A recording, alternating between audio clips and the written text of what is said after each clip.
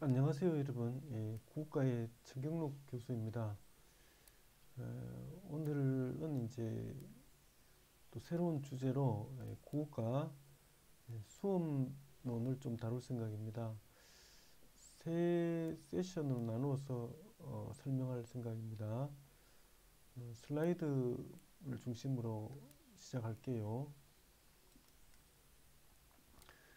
여러분 여기에 보다시피 국가 수업 이 주제가 이번에 이제 다룰 내용입니다. 그래서 교사는 뭐 여러 가지 일을 하지만 가장 이제 요구되는 것이 그 교과의 수업이고, 또 이 국어과는 초등학교에서 비중이 제일 높습니다. 그래서 수업 비중이 그래서 초등학교 1학년에서는 뭐 7시간, 뭐 한 3, 4학년은 5시간 이상 이렇게 많은 비중을 이 국어 수업에 쏟아야 되니까 그런 수업의 전반적 이해라 생각하시고 또 이해해 두시기 바랍니다.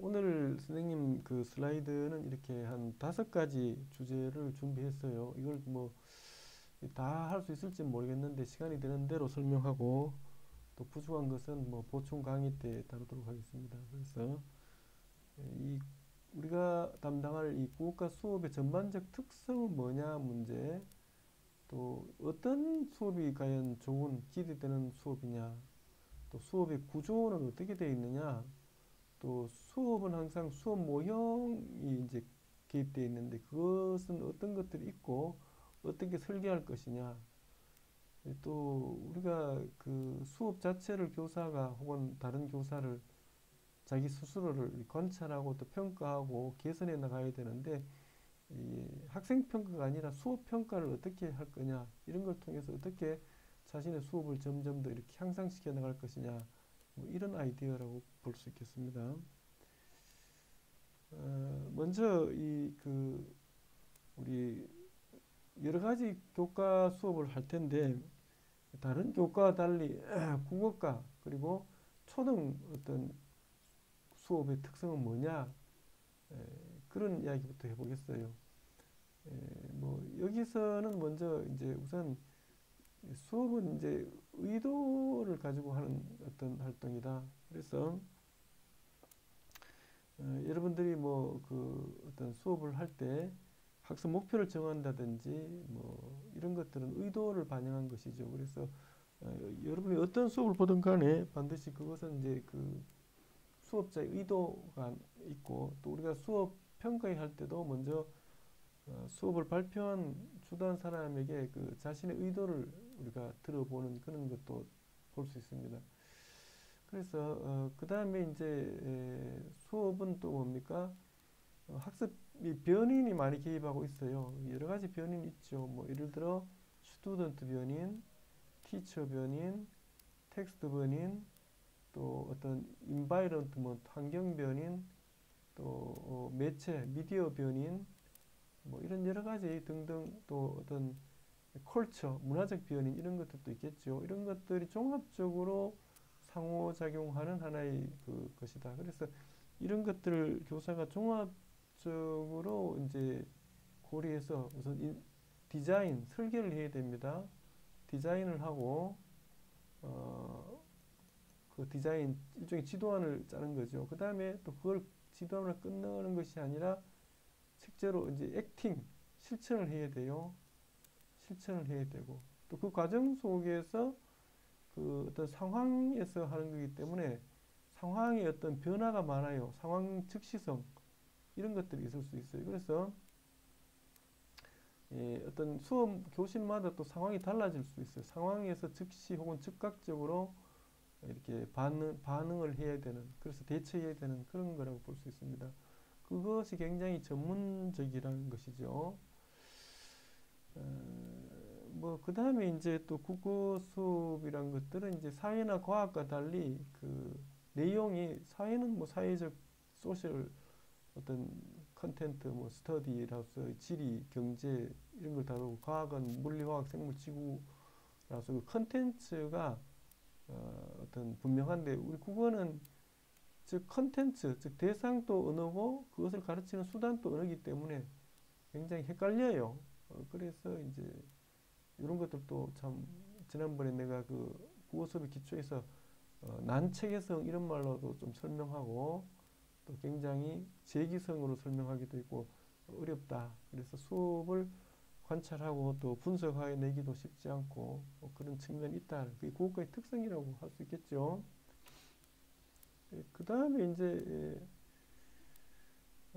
또 계속되는 주제인데 이제 이 국어과에서는 이제 텍스트가 하나의 그 중요한 변이 다른 수업과 달리 그래서 텍스트를 여기서 말하는 텍스트란 말이 이제 뭐 어떤 읽기 대상인 글, 또 문학 작품 이런 것도 텍스트라고 볼 수 있어요. 그 다음에 어떤 그 뭐 대화문 이런 것들도 하나의 저 토의 토론 이런 것들도 다 담화라고 하는데 이게 이제 대화 이걸 담화 말하기 듣기 위해서 이걸 담화라고 합니다. 이걸 다 보면 크게 보면 텍스트 변입니다. 텍스트가 반드시 있고 이 텍스트도 꼭 문자 텍스트뿐만 아니라 그래픽 텍스트라고 해서 글, 그림 뭐 이런 것들도 포함된 그래서 이 두 가지를 이제 복합 양식 텍스트라고 그래요. 복합 양식 텍스트.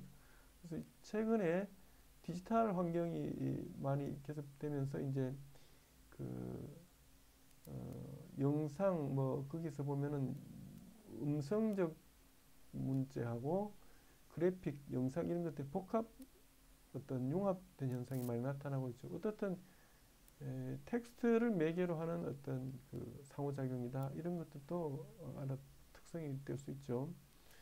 그 다음에 이제 어떤 상호작용인데 많은 변인들이 이렇게 좀 관여하고 있다. 물론 이외에도 아까 설명했지만은 이제 환경, 뭐 교실의 환경, 컨텍스트 변인, 그 다음에 또 뭐, 그 문화 변인도 있을 수 있고, 또 컬처 변인도 있고, 또 사회 SES라고 해서 뭐 사회 계층 이런 사회학적 변인들이 많이 개입할 수 있는 곳이죠. 그 다음에 눈여겨볼 것은 이게 인지적 과정이란 겁니다. 우리가 언어를 생성하고 즉 그 텍스트를 생성하고 텍스트를 수용하는 이런 것을 이제 국어 활동이라고 볼 수 있는데 국어 활동은 이제 결국은 이제 그 뇌에서 진행되는 겁니다. 뇌 그리고 사고의 문제이고 이런 것들이 겉으로 드러나는 것이 언어이죠. 그래서 크게 보면 이걸 이제 인지의 문제라고 보는 거죠. 그래서 우리가 이 언어는 뭔가 하면 사고의 창이다 이렇게 볼 수 있어요. 사고의 창. 우리가 뇌를 들여다보기 요즘은 MRI 같은 걸로 그걸 찍기도 하지만은 옛날에 그런 것들을 볼 수 없었을 때는 주로 그 사람의 말을 관찰해서 사고의 상태를 우리가 분석하고 그랬죠. 지금도 뭐 그런 방법이 많이 있습니다만은 그래서 이런 것들을 볼 수 있고 그것은 이제 인지적 카그니티브 인지적 문제라는 것이죠. 그래서 우리가 학생들에게 이제 언어 사용 능력을 가르치고 또 말을 시켜보고 말을 들어보고 글을 읽게 해보고 이런 상호작용 속에서 일어나는 많은 언어 활동 이 활동은 국어 사용자의 마음 속에서 일어나는 과정인데 이 마음이란 것들이 뭐 심장을 뜻하는 것이 아니라 내 브레인에서 일어나는 것입니다. 그래서 우리가 언어나 국어를 가르친다는 말은 학생들의 사고를 길러준다. 사고력을 키운다. 이렇게도 볼 수 있어요. 이 사고력은 바로 정신력이 될 수도 있겠죠. 그래서 이 국어 교과는 바로 정신을 단련하는 어떤 사고를 강화시키는 교과라고 볼 수 있죠. 체육과가 우리가 육체를 단련시키는 뭐 어떤 방법이라고 교과로 본다면은 그런 특성이 있다 이런 것입니다. 그리고 그 이해와 표현 활동을 다루겠는데 그것은 이제 어떤 결과와 과정이 있는데 예를 들어 쓰기 전, 중, 후처럼 어떤 프로세스가 또 중시합니다. 그래서 이런 것도 나중에 또 이야기하도록 하겠습니다. 그 다음에 이제 이 국어 수업을 우리가 바라볼 때 여러분이 스스로 기획하고 설계하고 또 관찰할 때 이게 이 이면에 가치나 문화가 또 작용하고 있다. 이것도 알아둘 필요가 있겠어요. 그래서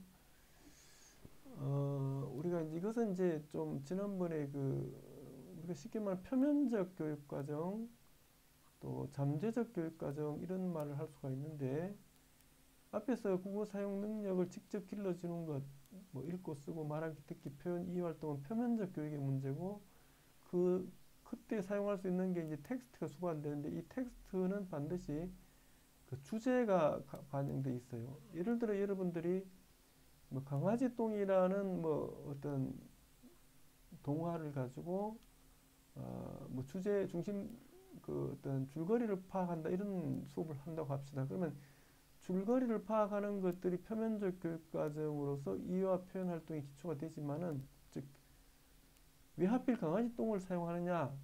그럼 강아지 똥을 아이들이 읽고 노출되는 순간 잠재적으로 뭐 그 주제 예를 들어 희생의 가치 이런 것들이 학생들에게 또 함양이 되어요. 그런 의미에서 이제 그 국어는 또 가치관 교과적 측면도 있죠. 그 다음에 강아지 똥이 배경을 하는 뭐 농촌 문화 이런 것들도 우리가 이해할 수 있겠죠. 그래서 요즘은 굉장히 도시 문화인데 또 강아지 똥이 그게 뭐 강아지가 똥을 누고 민들레가 꽃이 피어난다는 이런 내용이지 않습니까? 그래서 어떤 생물의 어떤 자연 친화적 문화 가치 이런 것들도 영향을 받을 수 있고 그래서 이런 것들이 이제 잠재적 교육이라고 볼 수 있겠어요. 그런 측면이 있습니다. 그 다음에 또 국어 수업은 우리 말과 글과 관련된 문화나 가치 이런 것들을 다루게 되고 그런 특징이 있습니다. 그 다음에 우리가 학습자를 볼 때 또 국어 수업은 이제 인디비주얼라이징 같은 것을 고려할 필요가 있어요. 그래서 학습자는 우리가 20명, 30명 한 학급을 보지만은 이 굉장히 이 개별화된 어떤 그 존재들이란 겁니다. 그래서 우리가 30명, 20명 학생을 보지만 그 학생들이 다 사실은 같지는 않아요. 같지는 않고 고유한 존재라고 볼 수 있죠. 그래서 그 학생들의 어떤 그 개성을 인정하고 또 가르쳐 줄 필요가 있습니다. 그 다음에 이제 또 수업은 이제 사회적 상호작용을 통해서 우리가 진행된다는 것, 이런 것들도 알아둘 필요가 있습니다. 그래서 이런 쪽의 이론가는 이제 비고츠키고 또 이 비고츠키가 한 중요한 이제 개념이 이제 근접 발달 영역 이론이고 이런 것들이 있죠. 이런 것들이 있고 그 다음에 또 비계 이론 또 동료 교수 이런 것들이 있습니다. 이런 것들을 좀 참조해서 또 이 국어과 수업을 알아둘 필요가 있겠습니다.